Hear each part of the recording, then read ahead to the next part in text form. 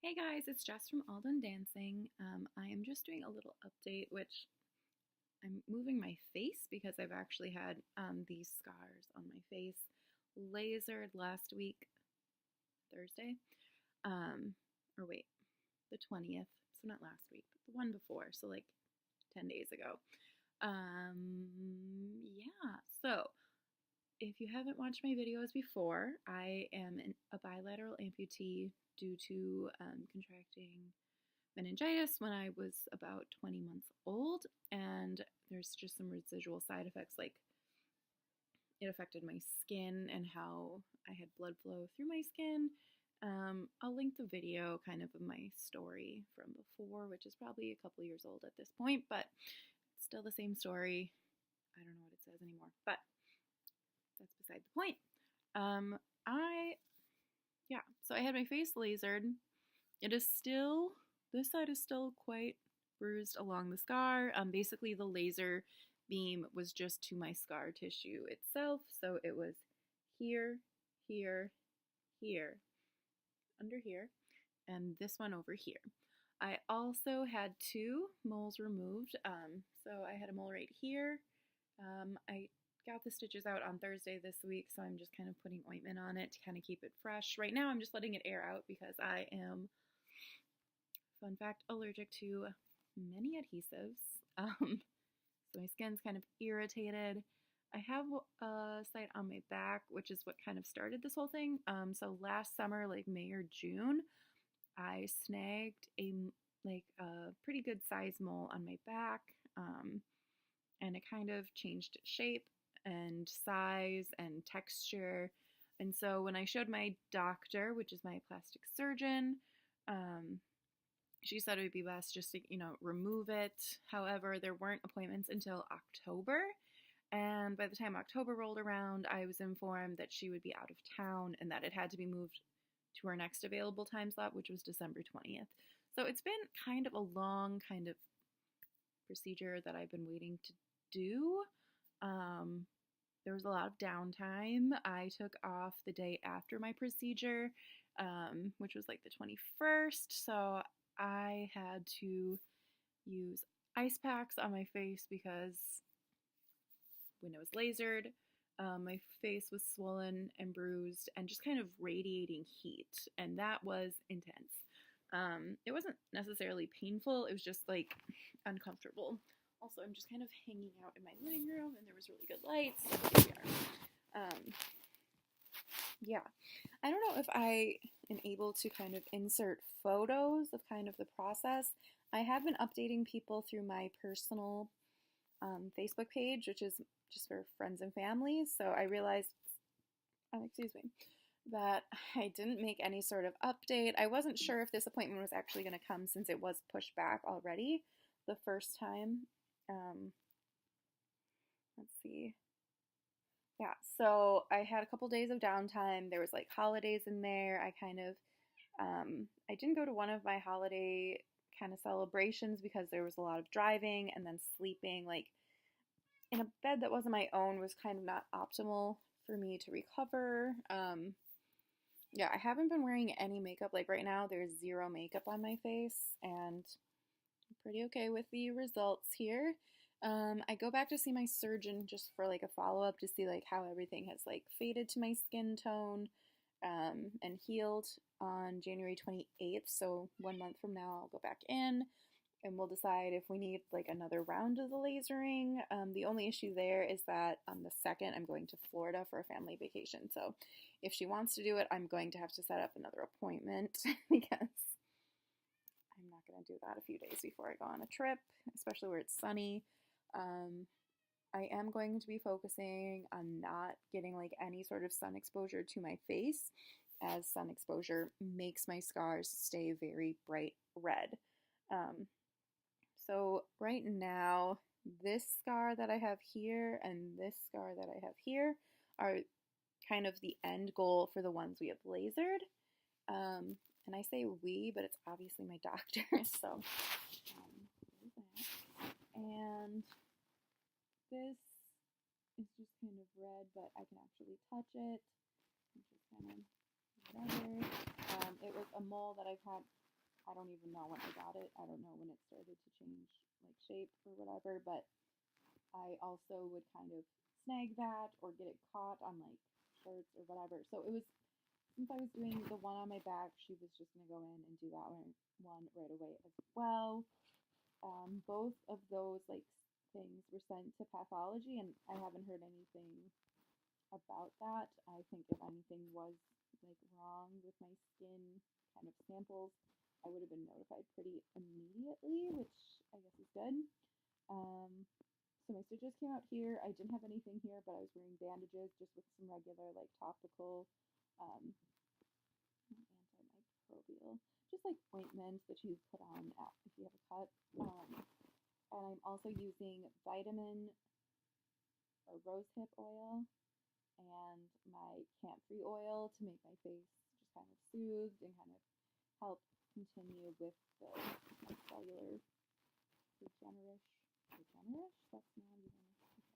Regeneration. I'm just making up words here. Yeah, so I'm gonna try to keep track. If I can figure out how to put photos into a video, I'll do that. Yeah. Oh, and I do still have stitches in my back that are dissolvable. So the size on my back was probably about a dime. That doesn't look like a dime. A dime or a nickel. So, you know, pretty sizable, not small, but not like humongous. But it was kind of difficult for me to fit off of my back. So there were a few layers of stitches put in, but they're all dissolvable. So I'm just kind of taking it easy. I'm trying to like not wear like a tight bra or like tight clothing or anything that can kind of like move around that area. And I also had a really great allergic reaction to the liquid adhesive that we were using with steri strips, so probably won't be using that anymore, as I cannot take Benadryl because that makes my heart race incredibly like nonstop for at least 18 hours. I can't sleep. I'm just very like aware of everything. So I used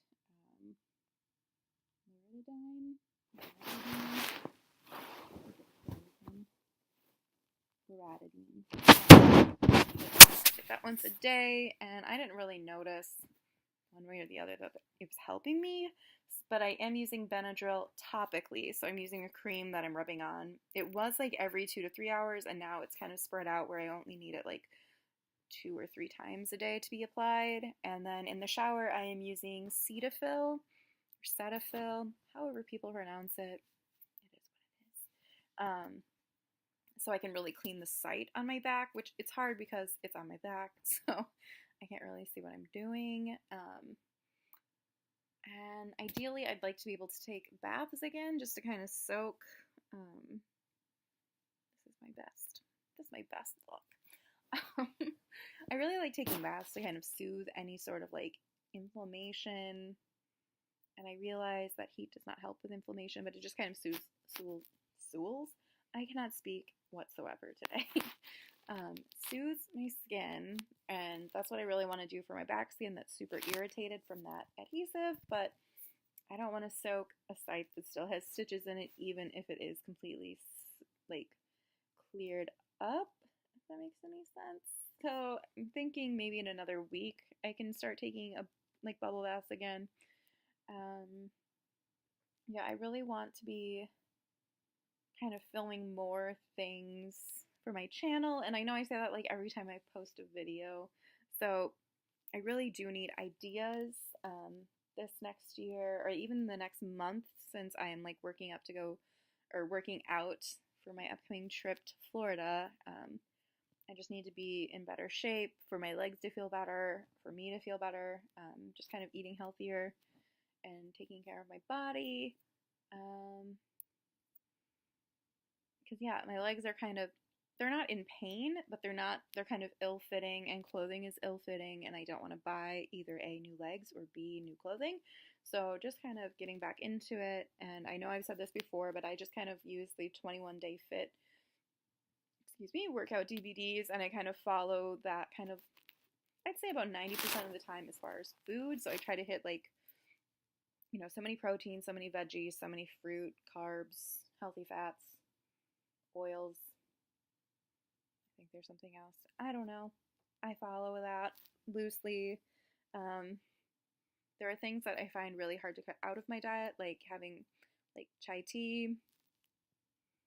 Right now, candy, like Christmas candy, like oh my god. And also, this video is getting way off topic, but um, I might try to keep track of that in some way, either written or maybe a vlog. I don't know if people would like to see kind of how I adapt workout videos.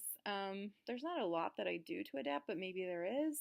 And let's see. Yeah, that's about it. I just wanted to kind of give an update. So this is 10 days out. This scar is going to pretty much be invisible like this one is. I only notice it because it's on my face. So I look at my face every day. This one, it's really starting to fade. There's kind of like this is kind of still like bruising, I would say. This one obviously has more bruising. It's a thicker scar. It's more keloidal. But my skin is very nice. It's kind of nice not having to wear makeup. And I don't have to wear makeup for any reason whatsoever. I just like wearing makeup.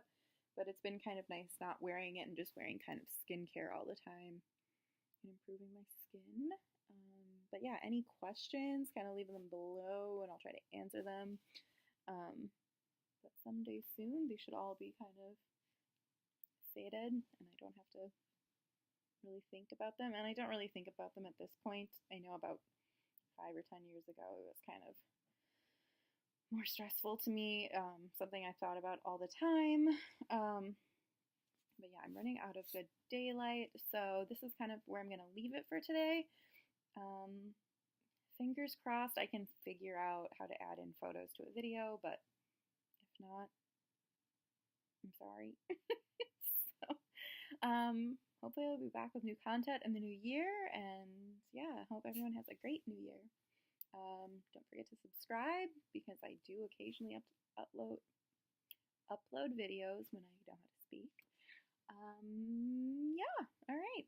Well, have a great one. Bye.